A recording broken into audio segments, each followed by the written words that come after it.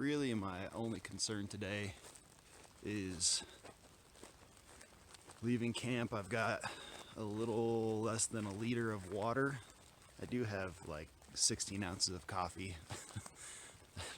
What's more important?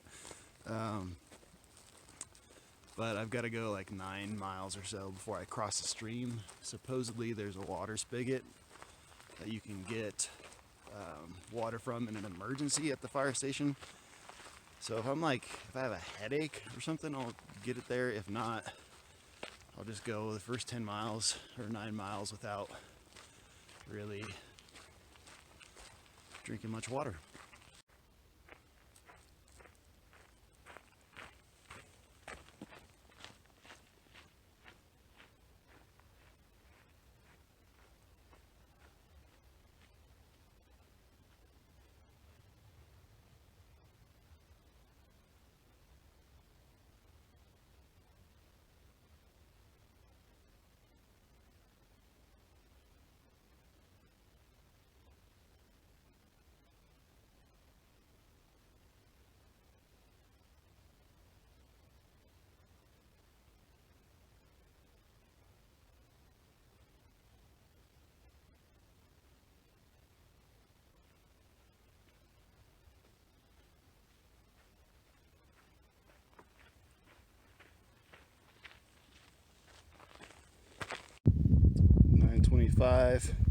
I'm at mile 24.8. It is pretty nice looking. Yet again, hit by fires, but it's beautiful. Yes, I know I'm kind of slow in the morning. It's a curse that I've had since I was a child. I'll pick up my pace here in a bit. Currently, I think I'm going at I've picked it up since about 8, but yeah, I think I'll be hitting that 3 mile an hour mark pretty soon here. So don't give me no crap. I'm at mile 27.3 or something like that. It is 10:15. Don't know if you can see that. 10:15. I'm almost to the start of section 3, which is a little scraggy trailhead. I'm pretty familiar with that trail. I've done it a lot. So then it's just 12 miles. So I should be done probably by, let's see, I don't know, probably by 3 p.m. today. We'll see. Oh yeah, I decided to forego the water spigot at the fire station because really I still have like probably a quarter of a liter, and it's only a couple miles from here before you hit a stream.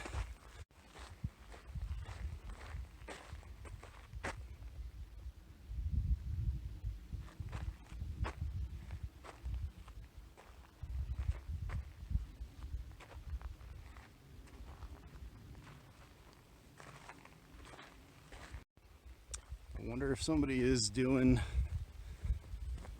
some like beetle kill clearing or something, or maybe it's for a log cabin.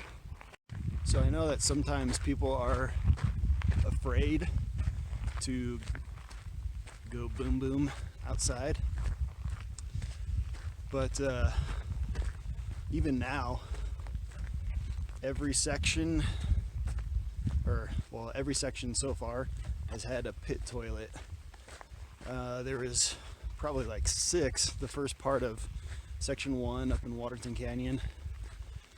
There was one at the beginning of section 2 right there at the Platte River, at that bridge. I forgot the name of it. And then there was just another one here at the little scraggy trailhead, which is the beginning of section 3. They're all open.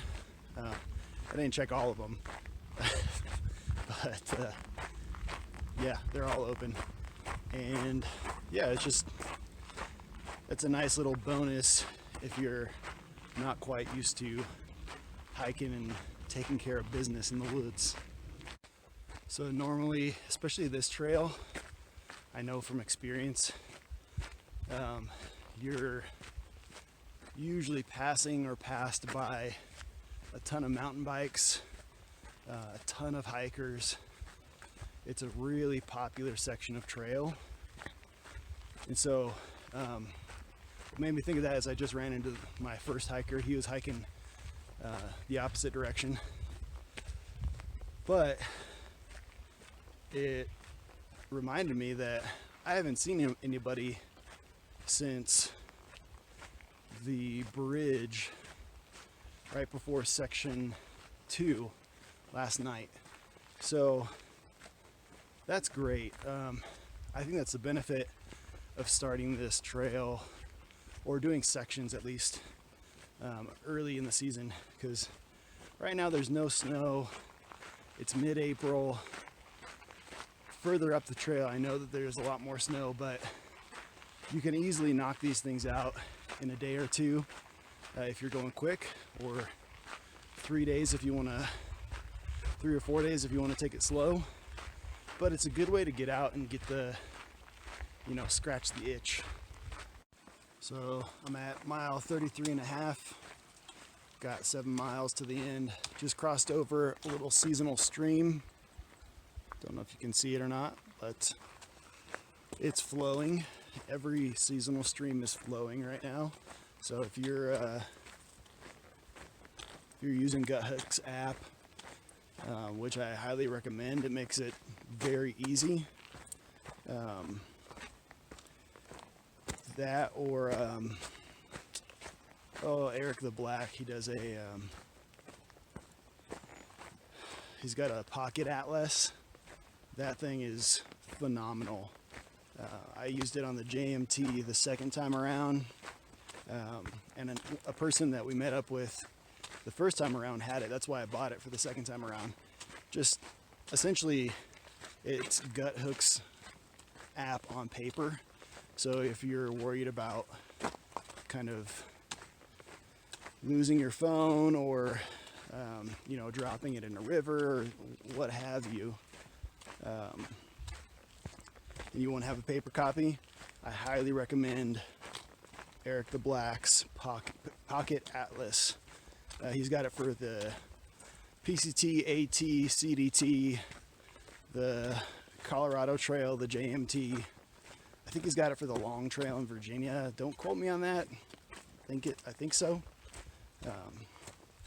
But it's phenomenal. So a funny story about this place. I was guiding a backpacking trip for some junior high kids, and we were meeting up at this area. We're going to do a key swap right here. So one person was hiking south, or one group was hiking south, one group was hiking north. And we would meet right here, camp, and then swap keys, and then move on for the day.